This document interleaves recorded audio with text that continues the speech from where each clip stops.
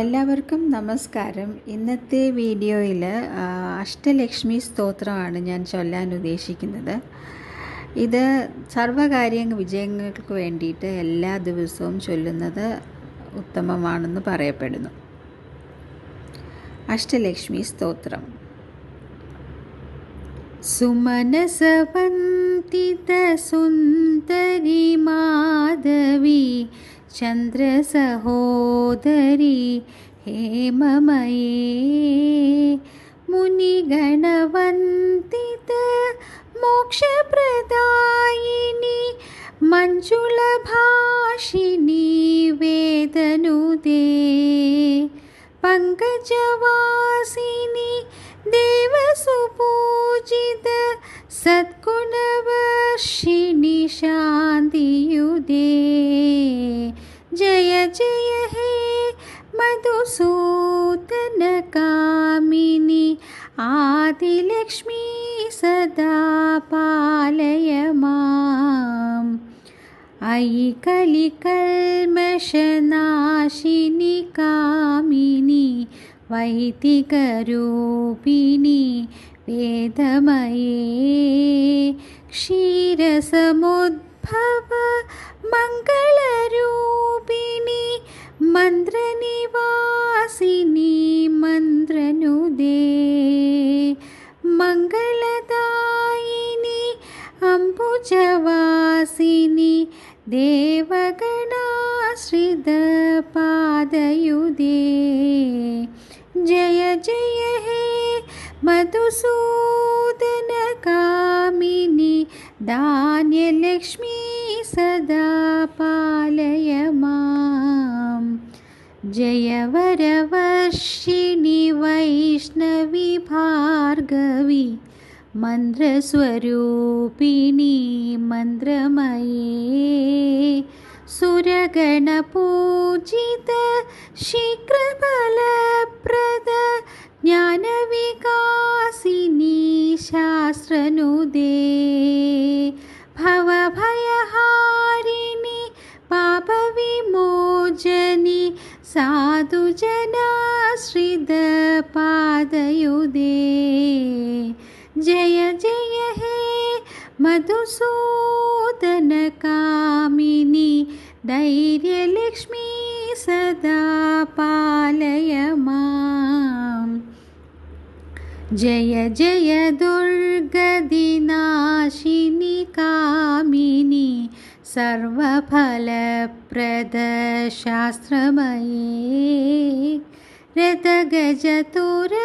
രഥഗജതുരഗപദാതി സമാവൃത പരിജനമണ്ഡിത ലോകനുദേ ഹരിഹര ബ്രഹ്മ സുപൂജിത സേവിത താപനിവാരിണി പാദയുദേ ജയ ജയ ഹേ മധുസൂദന കാമിനി ശ്രീഗജലക്ഷ്മി രൂപേണ പാലയ മാം. അയി ഖഗവാഹിനി മോഹിനി ചക്രിണി രാഗവിവർത്തിനി ജ്ഞാനമയേ ഗുണഗണവാരിധി ലോകഹിതൈഷിണി സപ്തസ്വരഭൂഷിത ഗാനയുദേ സകല സുരാസുര ദേവമുനീശ്വര മാനവവന്ദിത പാദയുദേ ജയ ജയ ഹേ മധുസൂദന കാമിനി സന്താനലക്ഷ്മി സദാ പാലയ മാം. ജയ കമലാസിനി സദ്ഗതി ദായിനി ജ്ഞാനവികാസിനി ഗാനമയേ അനുദിനമർച്ചിത കുങ്കുമധൂസര ഭൂഷിതവാസിതവാദ്യനുദേ കനകധരാസ്തുതി വൈഭവവന്തിത ശങ്കരദേശ वृश्चिकमान्यप्रदे जय जय हे मधुसूदनकामिनि विजयलक्ष्मी सदा पालय मां प्रणतसुरेश्वरि भारति भार्गवी शोकविनाशिनि रत्नमये मणिमयभूषितकर्णविभूषण शान्तिसमावृतहास्यमुहे नवनिधिदायिनि कलिमलहारिणि कामितकाम्यफलप्रदहस्तयुते जय जय हे मधुसूदनकामिनि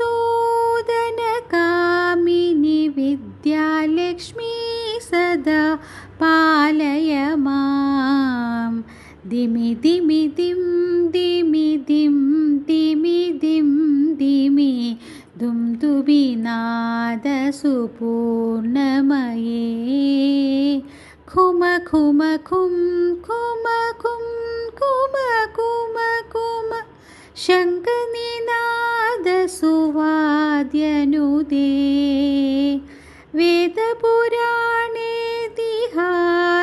वेदपुराणेतिहाससुपूजित वैदिकमार्गप्रदर्शयुदे जय जय हे मधुसूदनकामिनि श्री